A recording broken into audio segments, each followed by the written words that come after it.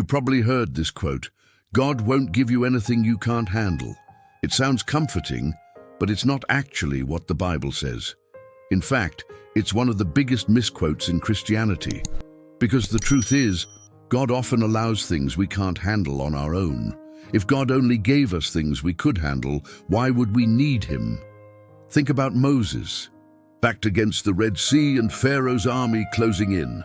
Could Moses handle that by himself? Absolutely not. But God could. Think about Gideon.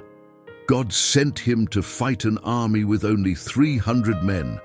Impossible for Gideon, but not for God. Think about David facing Goliath, or Elijah standing alone against hundreds of false prophets, or Paul imprisoned, beaten, shipwrecked, and still preaching. None of them could handle it in their own strength. And that's the point. If we could handle everything, we would never need God. We would never cry out to him. We would never depend on his strength. 1 Corinthians 10:13 is often misinterpreted to say, God won to give us more than we can handle, but it's actually about temptation and sin, not life's overwhelming circumstances. It promises God will provide a way out of sin, not that we can handle every tragedy or crisis on our own.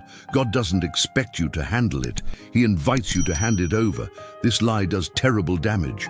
When someone is drowning in depression, grief, or overwhelming circumstances, and we say, God won't give you anything you can't handle, we're essentially saying, if you can't handle this, you're failing. Your faith is weak.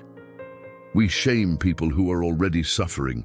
We make them feel like their struggle is a spiritual failure instead of a human reality that drives us to God. The thing is, God will give us more than we can handle, on purpose, because when we reach the end of our strength, we discover the beginning of his. Paul understood this when he wrote, "When I am weak, then I am strong."